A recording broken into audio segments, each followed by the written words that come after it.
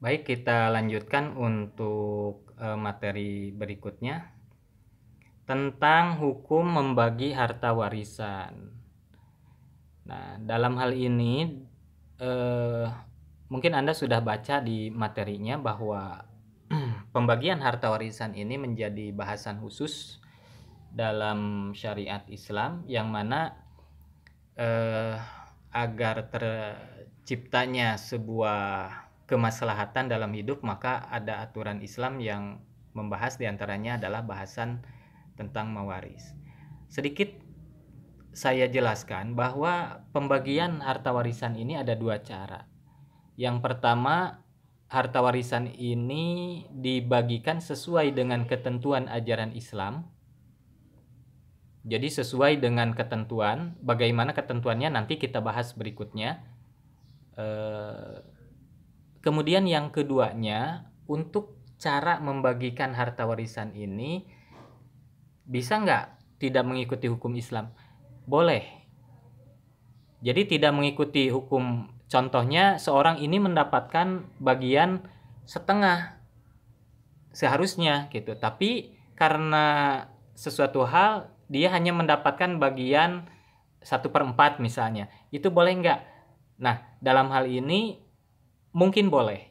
Kenapa? Dikarenakan dalam pembagian hukum waris ini, ketika seorang tidak melaksanakan sesuai aturan Islam, maka yang diambil itu adalah kesepakatan seluruh ahli waris. Nah, jadi dalam pembagian harta warisan ini ada dua cara. Pertama, mengikuti syariat Islam sebagaimana aturan agama Islam, dan yang kedua adalah musyawarah ataupun kesepakatan yang ditempuh oleh semua ahli waris, dan tidak ada yang tidak setuju. Semua ahli waris setuju, ya sudah, itu boleh dijalankan. Nah, ini dalam hal tentang pembagian warisnya. Sebelum ke bahasan hukum. Nah, misalnya seorang yang sudah punya harta dan lain sebagainya, ahli waris contohnya yang kaya, ada juga yang tidak punya apa-apa. Maka kata si orang yang kaya tersebut, saya nggak akan menerima warisan lah, dan saya mah sudah punya segalanya. Ini kasihan saja adik saya nggak punya apa-apa, saya serahkan saja semuanya. Nah, itu bagaimana hukumnya? Diperbolehkan selama seluruh ahli waris yang yang berhak menerima warisan tersebut setuju. Jadi kembali pada persetujuan. Itu ya.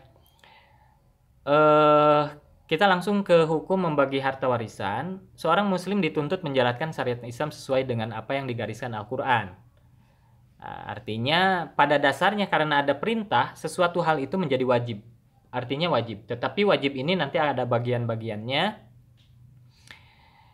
Dari mana diwajibkannya itu? Pertama adalah kita lihat dalilnya, bahwa untuk mawaris ini dalilnya adalah surat An-Nisa ayat 14, diantaranya surat An-Nisa. Banyak sekali dalilnya, diantaranya surat An-Nisa ayat 14. Bismillahirrahmanirrahim. Wa may ya'sillaha wa rasulahu wa yata'adda hududahu yudkhilhu naro khalidan fiha walahu adzabun muhin. An-Nisa ayat 14. Artinya, wa may ya'sillaha, barang siapa yang mendurhakai, bermaksiat kepada Allah, wa rasulahu, dan kepada rasulnya, wa yata'adda hududahu, dan melanggar ketentuan-ketentuannya, ketentuan Allah, ketentuan Rasulullah, maka yudkhilhu naron, maka dia akan dimasukkan ke dalam neraka, khalidan fiha, dan ia akan kekal selamanya di dalam neraka.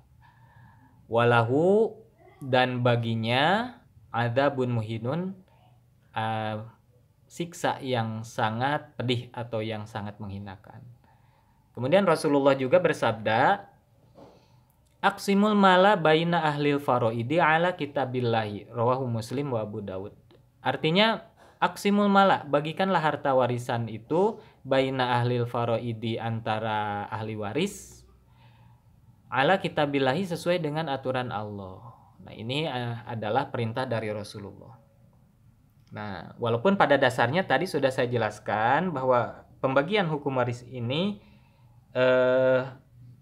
pertama bisa sesuai dengan aturan yang ditentukan, dan yang kedua bisa ditentukan dengan cara mufakat keseluruhan ahli waris. Jadi tidak mutlak. Nah, gitu ya.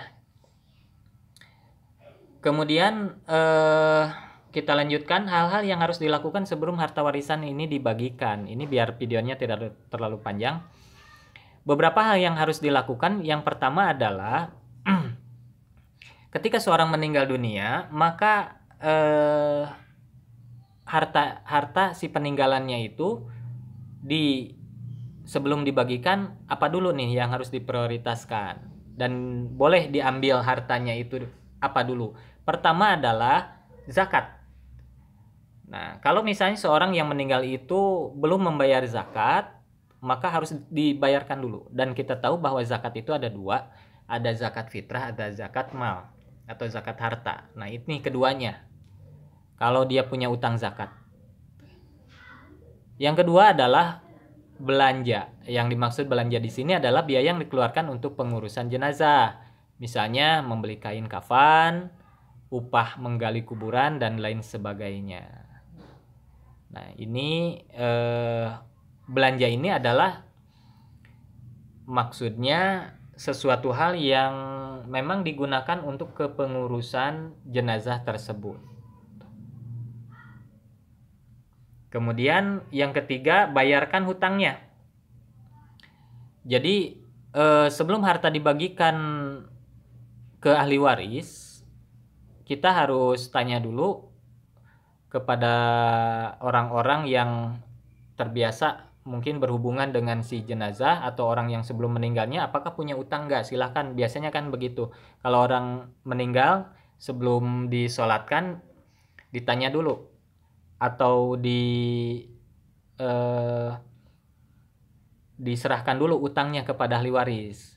Biasanya ada kata-kata seperti ini, kalaulah ada orang yang meninggal ini memiliki kaitan utang piutang atau janji yang belum terpenuhi, maka silahkan menghubungi kepada ahli waris. Nah, itu maksudnya supaya utang-utang si jenazah ini ditanggung jawab oleh ahli warisnya. Nah, maka dari mana ahli waris nanti membayarnya? Ya, kalau ada warisannya itu dari sana sebelum dibagikan ke ahli waris. Itu masalah hutang. Kemudian yang keempat, wasiat. Nah, jika si mayat ini meninggalkan wasiat, wasiat ini apa? Wasiat ini adalah kata-kata perintah yang dikaitkan dengan ketika si orang yang mewasiatkan itu meninggal. Kalau saya meninggal, contohnya, kalau saya meninggal, maka harta warisan saya ini tolong dikasihkan dulu ke panti yatim misalkan. Atau saya pengennya kalau nanti saya sudah meninggal, mobil saya ini wakafkan saja ke madrasah misalkan. Nah, itu wasiat contohnya. Jadi wasiat ini adalah janji dari si orang yang meninggal, ketika dia meninggal itu tolong ini serahkan, amanat. Jadi amanat, wasiat ini adalah amanat, dan berlakunya itu ketika seorang yang mewasiatkannya sudah meninggal. Jadi kalau masih ada, wasiat tersebut belum bisa sah gitu. Dan untuk wasiat nanti ada pembahasan khusus juga setelah bab mawaris ini.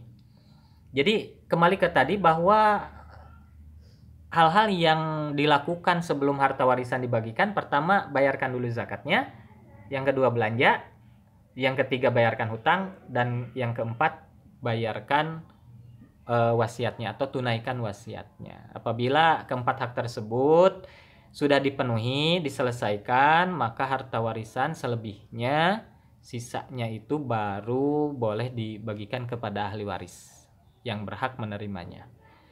Nah, itu untuk berikutnya kita lanjutkan di video selanjutnya.